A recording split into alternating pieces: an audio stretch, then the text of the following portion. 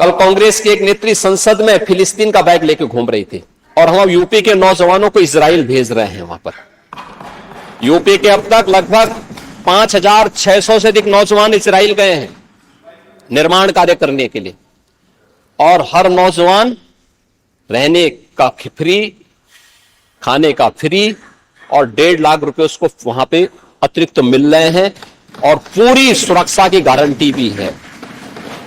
अभी इजराइल के राजदूत आए थे, उन्होंने कहा कि हम यूपी के और भी नौजवान ले जाना चाहेंगे क्योंकि यूपी का नौजवान अच्छा काम कर रहा है, बेरोजगार नहीं, उसकी स्किल की ताकत को दुनिया आज मान रही है। आप मान के चलिए, वो नौजवान जब 1.5 लाख रुपए भेजता अपने घर तो प्रदेश के ही विकास में वो योगदान देता है। हमें अभिनंदन करना चाहिए उन नौजवानों का। क्या प्रवासी भारतीयों ने भारत के विकास में योगदान नहीं किया? और क्या ये प्रवासी उत्तर प्रदेश का नौजवान जो आज गया है, उसके सामने एक अवसर है, यहां काम करता 20,000, 25,000 रुपए, 30,000 रुपए प्राप्त करता, पर कैपिटा इनकम कहां लेके गए थे आप लोग?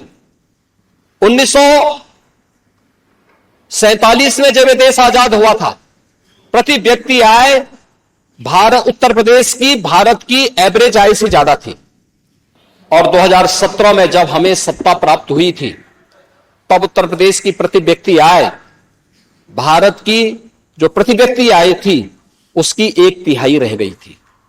आज हम उसको दोगुना करने में सफल हुए हैं, और मेरा यह मानना है कि अगले 5 साल के अंदर उत्तर प्रदेश की प्रति व्यक्ति आय फिर से भारत की प्रति व्यक्ति आय से अधिक होगी, और इस दिशा में उत्तर प्रदेश की वर्तमान की वृद्धि दर इस बात को संकेत करता है। और मैं इसीलिए आप सबसे कहना चाहूंगा, हमें उत्तर प्रदेश को और विकास की दिशा में आगे बढ़ाना चाहिए। विपक्ष का मतलब नकारात्मक नहीं हो सकता है, विपक्ष का मतलब हर चीज में बुराई करना नहीं हो सकता है। कुछ अच्छा भी करिए, अच्छा भी सोचिए, अच्छी दिशा में भी चलिए। अच्छी दिशा में भी चलेंगे तो आगे अच्छाई देखने को मिलेगा, लेकिन अगर नकारात्मक दिशा में चलेंगे तो उसके सामने एक तरफ कुआं होता है, एक तरफ खाई होता है। मुझे लगता है उसके अलावा कोई दूसरा नहीं होता है। तो नकारात्मकता किसी समस्या का समाधान नहीं हो सकता है, और यही मैं आपसे कहूंगा कि सरकार अपने नौजवानों के हित के लिए अनेक कदम उठा रही है।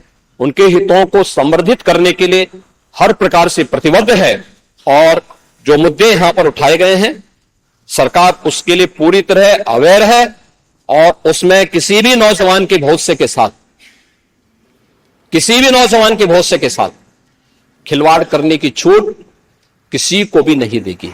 यह भी हम सुनिश्चित कर रहे हैं, और इसीलिए ग्लोबल मैपिंग के साथ साथ देश के अंदर भी अलग अलग जगह कहां कहां यूपी के नौजवानों के लिए नौकरी और रोजगार की संभावना हो सकती है, इसके लिए भी कार्य सरकार के स्तर पर प्रारंभ हुआ है।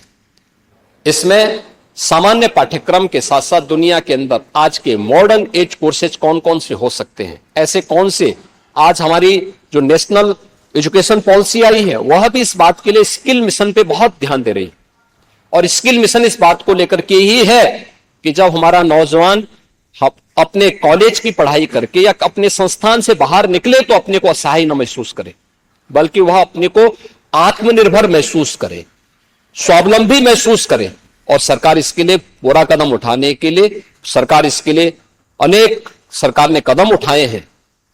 मुझे लगता है थोड़ा उसके बारे में जानने का, यानी राजनीतिक प्रतिद्वंदिता और विद्वेष की भावना से ऊपर उठ करके थोड़ा उन स्कीम के बारे में, उन नीतियों के बारे में पढ़ेंगे तो आप भी उससे अपने क्षेत्र में खासतौर पर अपनी विधानसभा क्षेत्रों के नौजवानों को लाभान्वित करने में सफल होंगे।